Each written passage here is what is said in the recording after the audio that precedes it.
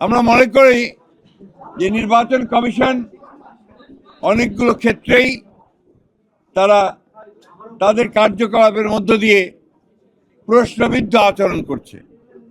যে বিষয়গুলো আমরা তুলে ধরেছি তার মধ্যে প্রধান যে বিষয়টি ছিল যে আপনারা জানেন যে পোস্টাল ব্যালটের যে বিষয়টি এটা কিন্তু এখনো পুরোপুরি সমাধান হয়নি।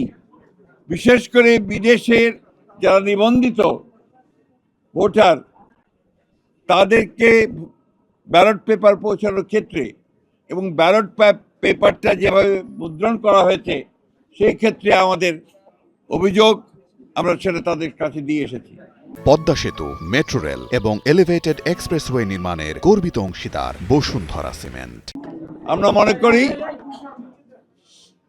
মনে করি যে এই ব্যালট পেপারটি সঠিক নয়, এখানে পক্ষপাতিত্ব করা হয়েছে এবং কোনো একটি দলকে বিশেষভাবে সুবিধা দেওয়ার চেষ্টা করা হয়েছে। আমরা নির্বাচন কমিশনকে এটাকে পরিবর্তনের জন্য আহ্বান জানিয়েছি।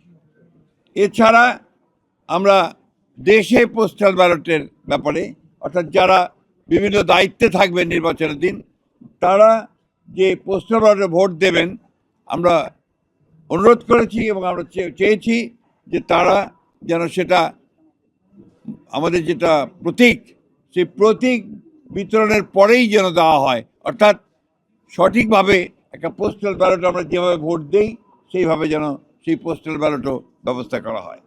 এরপরে আমরা আপনার আরও কতগুলো বিষয় ছিল আমাদের, সেগুলো আমরা তুলে ধরেছি।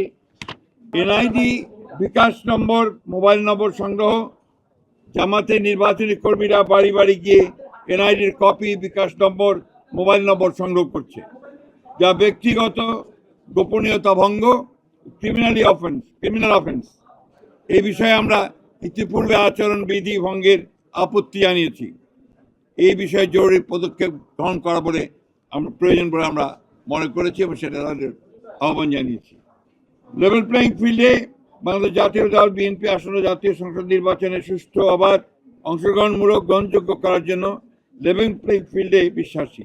এই জন্য আমাদের দলের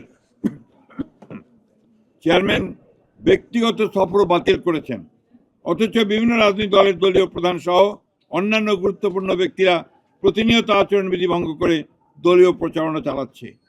এ বিষয়ে আমরা জরুরি ব্যবস্থা গ্রহণ করার জন্য অনুরোধ জানিয়েছি।